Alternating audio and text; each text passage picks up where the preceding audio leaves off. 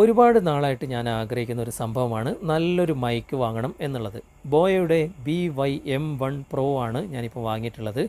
ഇതിൻ്റെ BY-M1 ഇതിനു മുമ്പേ ഇറങ്ങിയതാണ്. പ്രോ വേർഷൻ ഇപ്പോൾ ഇറങ്ങിയിട്ടുണ്ട്. നല്ല ക്വാളിറ്റിയുള്ള നല്ലൊരു മൈക്കാണ്. എനിക്ക് വളരെയധികം ഇഷ്ടപ്പെട്ട ഒരു മൈക്കാണ്. പക്ഷേ ഇത് ഉപയോഗിക്കുമ്പോൾ എനിക്ക് സംഭവിച്ച ഒരു മിസ്റ്റേക്കും കൂടി ഞാൻ നിങ്ങളുമായിട്ട് ഷെയർ ചെയ്യാണ്. നിങ്ങൾക്ക് ഇങ്ങനൊരു മിസ്റ്റേക്ക് വരാതിരിക്കാൻ വേണ്ടിയിട്ടാണ് ഞാൻ ഈ വീഡിയോ ചെയ്യുന്നത് തന്നെ. നല്ല മനോഹരമായ ഒരു ബോക്സ് തന്നെയാണ് ഇവർ നൽകിയിട്ടുള്ളത്. ഇതിൻ്റെ അകത്താണ് മൈക്കും കാര്യങ്ങളൊക്കെ ഉള്ളത്. ഞാനിത് ഡയറക്റ്റ് ഷോപ്പിൽ നിന്ന് തന്നെ വാങ്ങിയതാണ്. അപ്പോൾ ഷോപ്പിൽ നിന്ന് ഡയറക്റ്റ് വാങ്ങുമ്പോൾ ഇതിന് പൈസ കുറച്ച് കൂടുതലുണ്ട്. ഓൺലൈനിൽ നിങ്ങൾ വാങ്ങുകയാണെങ്കിൽ പൈസ കുറവായിരിക്കും. ഞാൻ ഓൺലൈനിൽ വാങ്ങിയതല്ല. ആമസോണിൽ ഇതിൻ്റെ റേറ്റ് കാണിക്കുന്നത് 1400 സംതിങ് ആണ്. ഏകദേശം 1500 രൂപയോളം വരും. ഞാനിപ്പോൾ ഡയറക്റ്റ് ഷോപ്പിൽ നിന്ന് പർച്ചേസ് ചെയ്തതുകൊണ്ട് ഇത് 2000 രൂപയോളം എനിക്ക് ആയിട്ടുണ്ട്. ഇനി നമുക്കിതൊന്ന് ഓപ്പൺ ചെയ്ത് നോക്കാം. ഇതൊരു അൺബോക്സിങ് വീഡിയോ ഒന്നല്ല കേട്ടോ. ഞാൻ 2-3 പ്രാവശ്യം ഇത് ഉപയോഗിച്ചിട്ട് അതിൻ്റെ അനുഭവമാണ് ഞാൻ നിങ്ങളുമായിട്ട് പങ്കുവെക്കുന്നത്. ഇതിൻ്റെ അകത്ത് നല്ലൊരു ക്വാളിറ്റിയുള്ള ഒരു ബാഗ് നൽകിയിട്ടുണ്ട്. ഞാൻ ഉപയോഗിച്ചതുകൊണ്ട് ആ ബാഗിൻ്റെ അകത്ത് തന്നെയാണ് ഈ മൈക്ക് ഞാൻ വെച്ചിട്ടുള്ളത്. പിന്നെ ഇതിൻ്റെ കാറ്റലോഗും പിന്നെ ഇത് സംബന്ധമായിട്ടുള്ള പിന്നും കാര്യങ്ങളും ഒക്കെ ഇതിൽ അടങ്ങിയിട്ടുണ്ട്. ഈ ബാഗിൽ തന്നെ ബോയ എന്ന് പ്രിൻ്റ് ചെയ്തത് നിങ്ങൾക്ക് കാണാൻ സാധിക്കും. പിന്നെ ഇതിൻ്റെ അകത്തുള്ളത് കുറച്ച് സ്റ്റിക്കേഴ്സുകളും അതുപോലെ തന്നെ വലിയ ഒരു പിന്ന് കൂടി നൽകിയിട്ടുണ്ട്. ഇപ്പോൾ ആംപ്ലിഫയറിലൊക്കെ ഡയറക്റ്റ് ഈ മൈക്ക് കൊടുക്കാൻ വേണ്ടിയിട്ടുള്ള ഒരു പിന്നാണ് ഇത്. ഇതേപോലുള്ള ഒരു പിൻ ടൈപ്പ് തന്നെയാണ് ഇതിലും ഈ മൈക്കിലും കൊടുത്തിട്ടുള്ളത്. പിന്നെ ഇത് സംബന്ധമായിട്ട് നമുക്ക് കൃത്യമായിട്ട് മനസ്സിലാക്കി തരുന്ന ഒരു കാറ്റലോഗും നൽകിയിട്ടുണ്ട്. ഇതിൽ നമുക്ക് എല്ലാ കാര്യങ്ങളും വിശദമായിട്ട് വായിച്ച് മനസ്സിലാക്കാൻ സാധിക്കും. ഇനി നമുക്ക് മൈക്കൊന്ന് എടുത്തു നോക്കാം. നല്ല നീളമുള്ള ക്വാളിറ്റിയുള്ള കേബിൾ തന്നെയാണ് ഇവർ നൽകിയിട്ടുള്ളത്.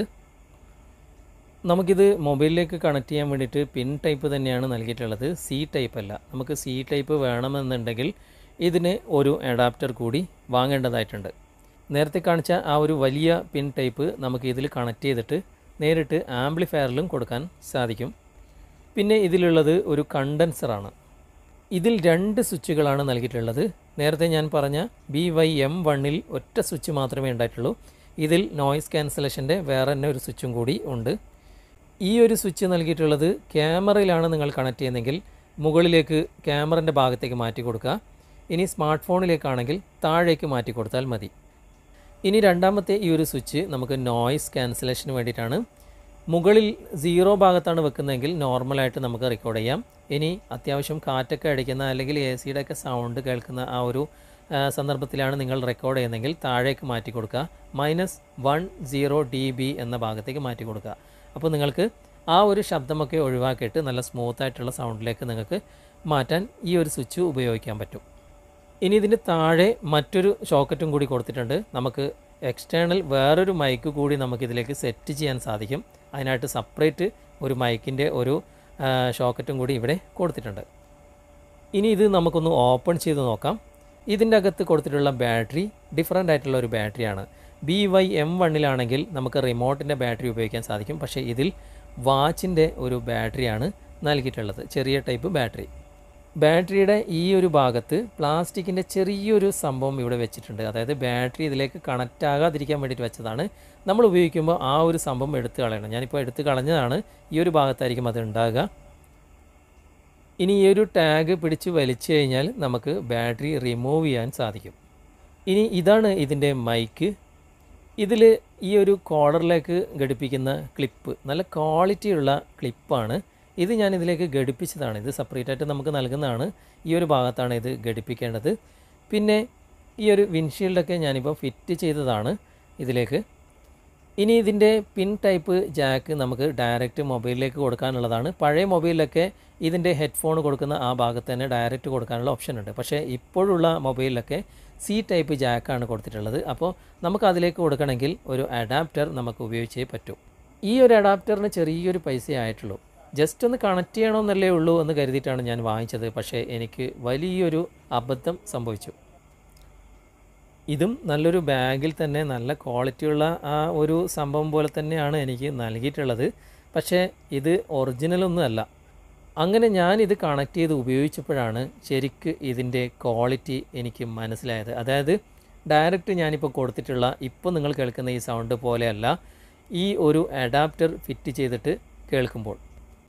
പുറത്തുള്ള എല്ലാ നോയ്സും പിന്നെ ഇതിലേക്ക് റെക്കോർഡാകുകയാണ്. അതായത് സൗണ്ടിനൊരു ക്വാളിറ്റി ഇല്ല, അതുപോലെ തന്നെ ഒരു ക്ലാരിറ്റി ഇല്ല. ആ രൂപത്തിലൊക്കെയാണ് എനിക്കിത് റെക്കോർഡാകുന്നത്. സംഭവം എന്താണെന്ന് വെച്ച് കഴിഞ്ഞാൽ ഈ ബോയയുടെ തന്നെ അഡാപ്റ്റർ നമ്മൾ ഇതിന് ഉപയോഗിക്കണം. അപ്പോൾ നിങ്ങളിങ്ങനെ ചെറിയ പൈസയല്ലേ വേണ്ടുമെന്ന് കരുതി ഈ രൂപത്തിലുള്ള ഒരു അഡാപ്റ്റർ വാങ്ങിച്ചു കഴിഞ്ഞാൽ എന്തായാലും പണി കിട്ടും. അതുകൊണ്ട് ഞാൻ ബോയയുടെ തന്നെ ഈ ഒരു ഷോപ്പിൽ തന്നെ ഇതിൻ്റെ ആ ഒരു അഡാപ്റ്റർ ഉണ്ട്. പക്ഷേ അതിൻ്റെ വില കേട്ടാൽ നിങ്ങൾ നെട്ടും. അതായത് നമുക്ക് ഈ മൈക്കിന് എത്രയാണോ വില അതേ വില തന്നെ ഈ ഒരു അഡാപ്റ്ററിനുണ്ട്. നിങ്ങൾക്ക് വിശ്വസിക്കാനാവുന്നില്ല അല്ലേ?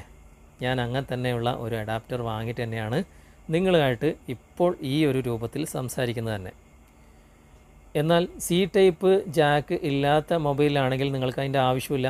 പക്ഷേ അവർ ഇറക്കുന്ന ഈ ഒരു മൈക്കിൽ നമുക്ക് ഇങ്ങനൊരു അഡാപ്റ്റർ ഇതിൻ്റെ കൂടെ നൽകുന്നുമില്ല. അപ്പോൾ ഇത് രണ്ടും നമുക്ക് വാങ്ങിയാൽ മാത്രമേ പുതിയ രൂപത്തിലുള്ള മൊബൈലിൽ നമുക്ക് ഈ മൈക്ക് യൂസ് ചെയ്യാൻ സാധിക്കുകയുള്ളൂ.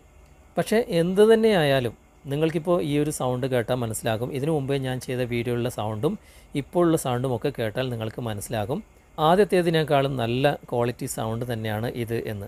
കാരണം എനിക്ക് അത്രയും ഈ ഒരു മൈക്ക് ഇഷ്ടപ്പെട്ടിട്ടുണ്ട്. നിങ്ങൾക്കും ഈ വീഡിയോ ഇഷ്ടപ്പെട്ടിട്ടുണ്ടെങ്കിൽ, ഉപകാരപ്രദമായി എന്ന് തോന്നുന്നുണ്ടെങ്കിൽ നിങ്ങളുടെ കൂട്ടുകാരിലേക്കും വീഡിയോ ഷെയർ ചെയ്തെത്തിക്കുക. അതുപോലെ തന്നെ വീഡിയോയെക്കുറിച്ചുള്ള അഭിപ്രായങ്ങളും നിർദ്ദേശങ്ങളും നിങ്ങൾ കമൻറ്റായി രേഖപ്പെടുത്തുക. വീഡിയോ ഇഷ്ടമായിട്ടുണ്ടെങ്കിൽ ലൈക്ക് ചെയ്യാനും കമൻറ്റ് ചെയ്യാനും ഷെയർ ചെയ്യാനും മറക്കരുത്. അടുത്ത നല്ലൊരു വീഡിയോയുമായി അടുത്ത അവസരത്തിൽ നമുക്ക് വീണ്ടും കണ്ടുമുട്ടാം. Thanks for watching. ബൈ.